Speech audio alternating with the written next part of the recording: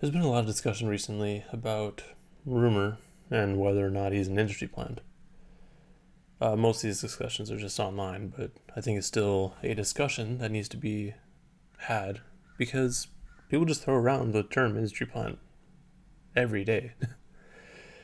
Welcome to the Bar for Bar podcast, and this week we're talking about plants. So, for those of you who aren't aware of what an industry plant is, it's a term used to describe someone who's kind of come up out of nowhere and has gained a lot of popularity seemingly all of a sudden. My definition is pretty much just that they came up out of nowhere. And sometimes they have connections to the industry or in the industry itself, like whether that be through family or just other sort of relations. And a lot of people use it as a way to degrade someone or make us think less of them. And that's really just because people are like, oh, like mostly out of surprise, like they're surprised. So like you have someone who's like, oh, he just kind of came up out of nowhere. He must know somebody. He must be a plant. Something like that.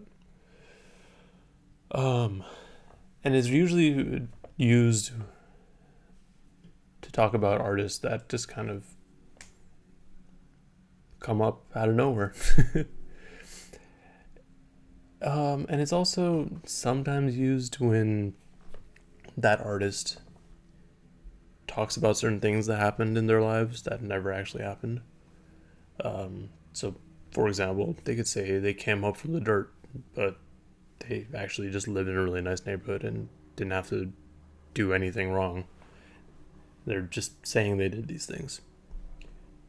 And I mean, it's kind of gotten to the point in rap where that's just a normal thing.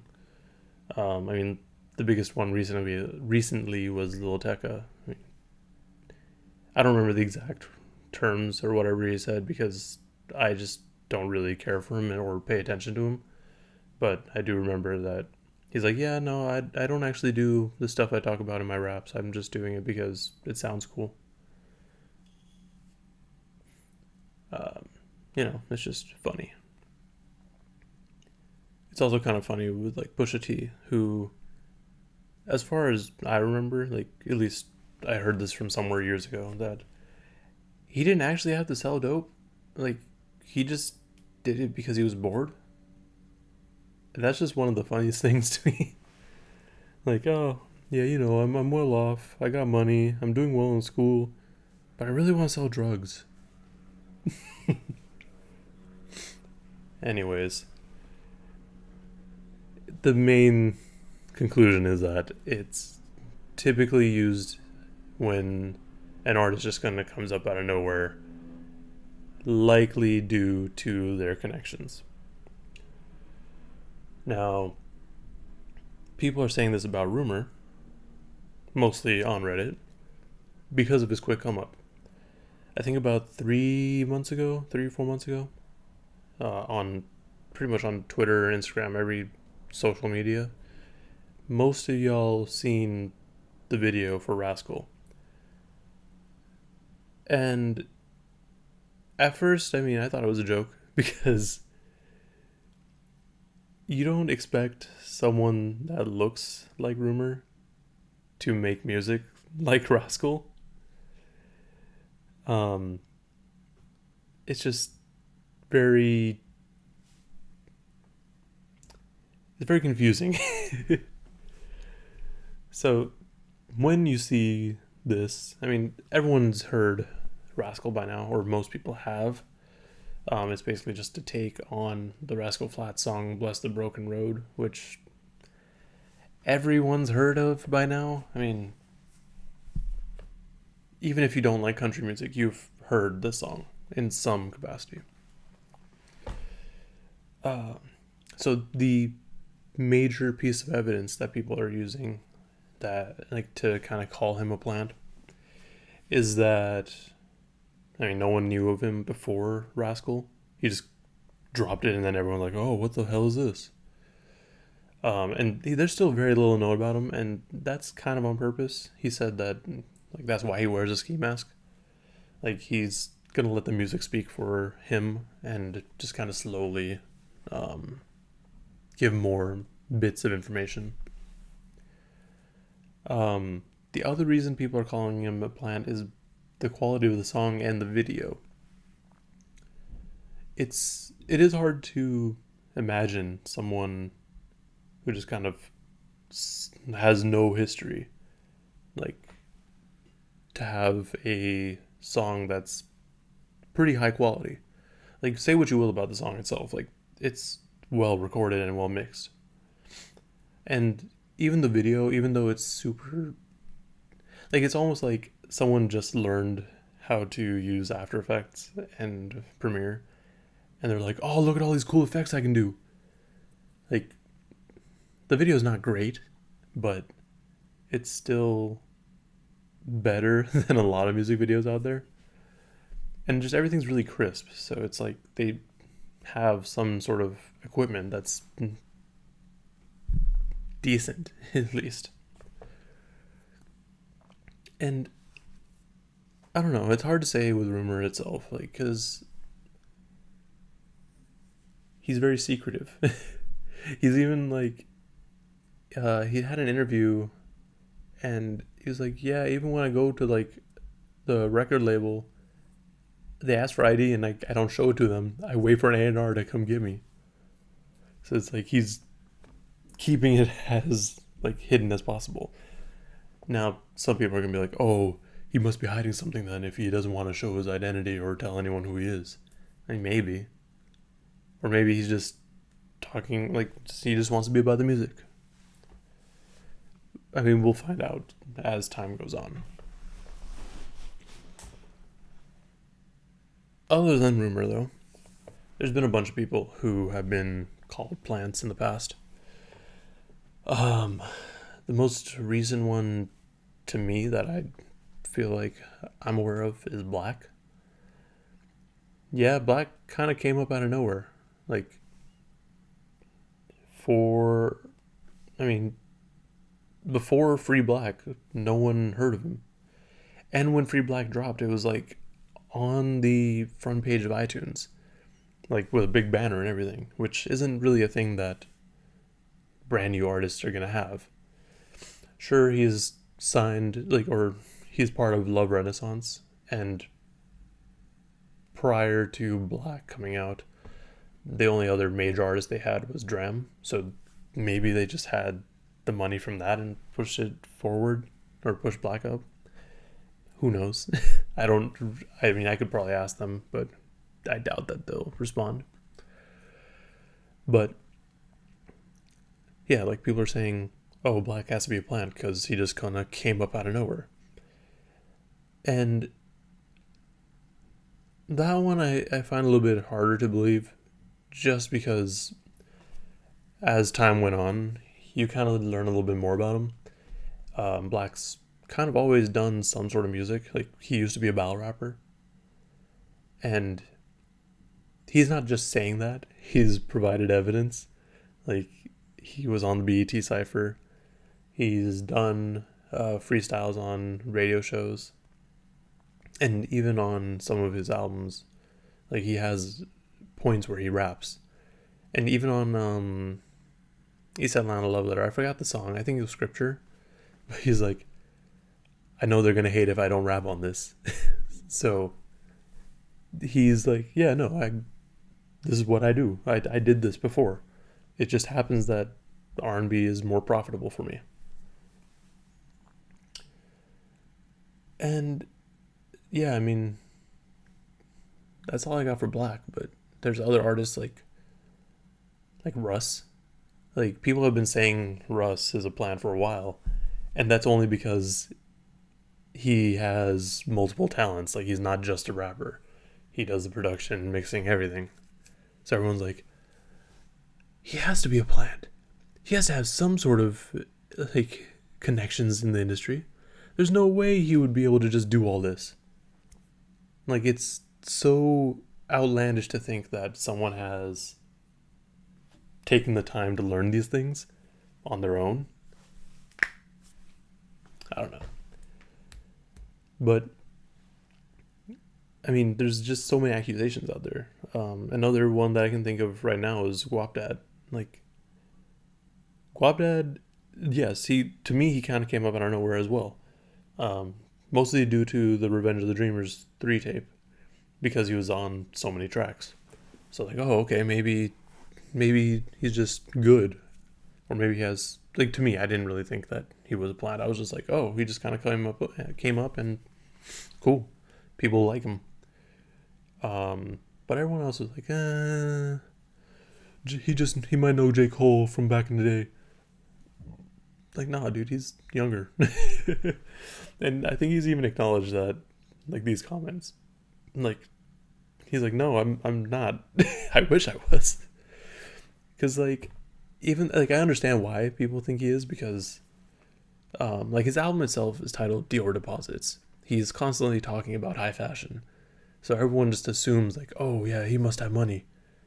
But if you follow him on social media at all, you kind of realize that he's not, like, at, like, the super high level that people think he is. Because, like, he even said on Twitter one day, he's like, I don't have money like that. I'm kind of broke. Like, I ain't rich. So, like, he acknowledges that people think that he has money, but no, he's just out there. He's an independent artist. Now, with this discussion of plants, it kind of goes a little bit deeper. Like, sure, you can be a plant. That's totally fine. But you also have to kind of bring something to the table that people want. For example, let's talk about Black again. Black kind of filled in that dark trap R&B lane that really wasn't even a thing or as popular until he did it. And I think that's why so many people really latched onto him, because it was more melody focused than the other melodic rap that we have. Cool. But who knows? Maybe that was just a fluke. So what he has to do is essentially continue the momentum that he had. And just being a plant doesn't mean that you're going to do well. Like, sure, you might have access to money and resources, but all that promotion only gets you so far. Like, you have to build your own fan base. And that's essentially what happened. So he ended up building his own fan base, and there was enough of a following that, like, even if his next album didn't, like it kind of veered off a little bit, he still would have been fine. So when East Atlanta Love Letter came out, and it was a different sound, it wasn't super dark and heavy, I'm sure he lost some people's attention, but he had built up enough of a fan base that East Atlanta Love Letter did even better. And it pretty much propelled him to where he is now. Like, he's one of the more sought out features on remixes and just random tracks. And, you know, he's just a really big artist now. Like, it's pretty crazy. Like, I don't think that having these connections would help with longevity. Like, it definitely helps when you start out. That's totally fair. Like, if you're a brand new artist, having these connections and the resources and the money available is important. It makes it a lot easier for you.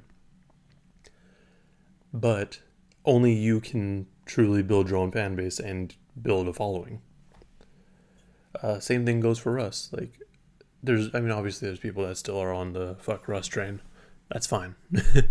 But he has so much of a following already that he can kind of do anything now.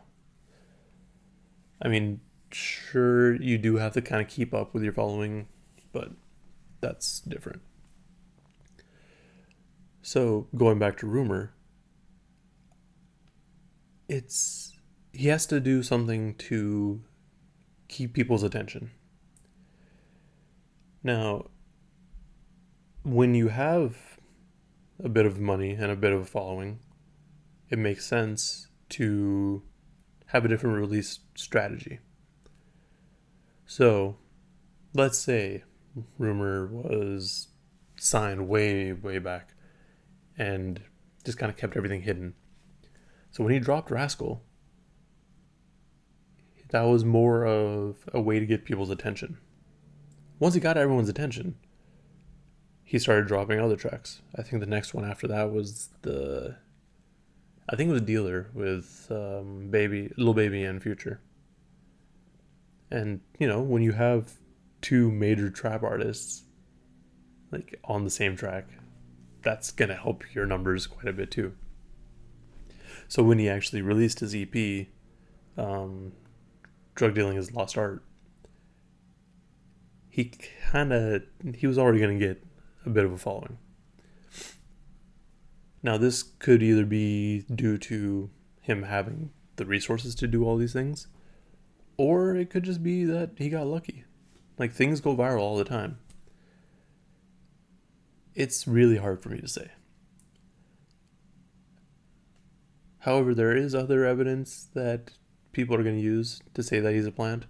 I mean, he's signed to Warner Brothers or Warner Media Group. And he's also got a track. I don't remember what track it is. It might actually be Dealer. But he has a track that is produced by Timbaland. Like, most people don't, like, just regular people don't get tracks by Timbaland. Like, that's not something that happens. Like, usually you have to work your way up to that. But yeah, so like that's probably, or there's a few variations. Like, it could have just been that he knew people, or he just got lucky. But going back to the idea of an industry plant and whether or not that's like a bad thing, it's kind of hard to say. Because, I mean, think about it in business. Like, you're going to apply for a job at, let's say, a major company. You might be able to get the job just based on your experience and like the interview itself. But it sure doesn't help to know someone in that office or have a reference that would help you out. Like, I know people who've gotten a job just because of people they know. Like, they weren't qualified for the job. They just got the job because of who they knew. So that's kind of like, if you compare that to the music industry, like, that definitely helps you get in the door. Once you're in, you kind of got to follow up on what the person that put you there did and said to get you to that position. Like, the person that put you there is probably talking you up real hard. And if you don't meet that, or at least get close to it, there's going to be issues. So in the music industry, that's where it gets weird. Because it's so easy to make a popular song. Like, there's a formula out there. And anyone can follow that formula. But it's only if you really have the backing of a label that is really going to get you out there. Like, that's why you don't really see any independent or underground artists really making typical pop rap. Like, oftentimes they have their own sound. Now, like I said, plants aren't necessarily bad, but they do kind of skew the industry in a certain way. So you're going to have music that sounds kind of similar across the board. Like, let's take Rumor. Like, the Rascal track is super catchy, and I'm prepping a review for it, so all of that EP is just stuck in my head. And that's part of the equation to really get you popping. And that definitely has some sort of play, like if you were to be a plant. Like, you need to have something backing you like that. But yeah, I don't think plants are necessarily bad. They do skew the music industry a little bit, but we're kind of in an age where if you want to look for good music, or like music that you like, it's out there.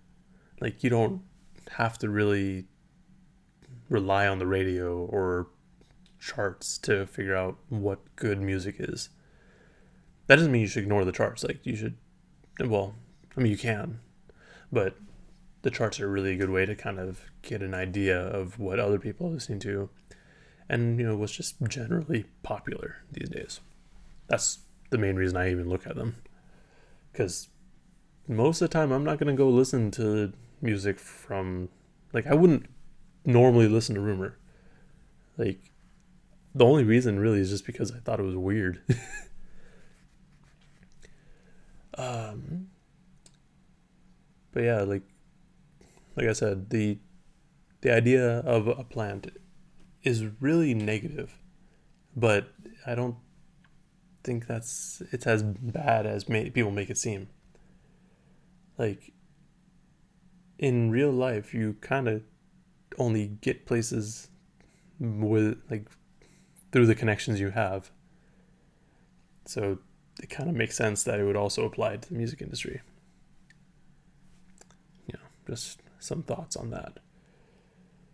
But it really does also come down to the artist itself, because in the end, it's really up to them to keep the fan base and generate money, essentially.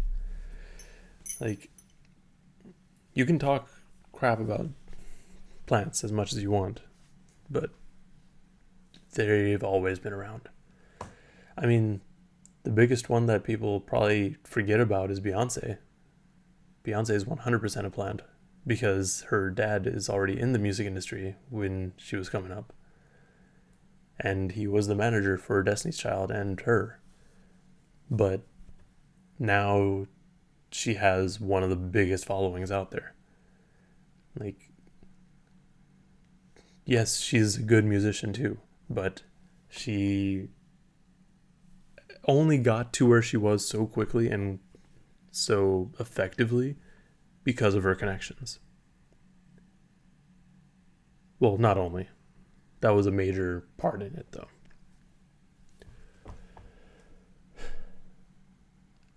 feel like I'm talking in circles now, because basically, like, plants are bad, but also not bad. It's really just there's no right or wrong answer for this. It's kind of like plants are a necessity, but, you know, they're not hurting anyone, I don't think.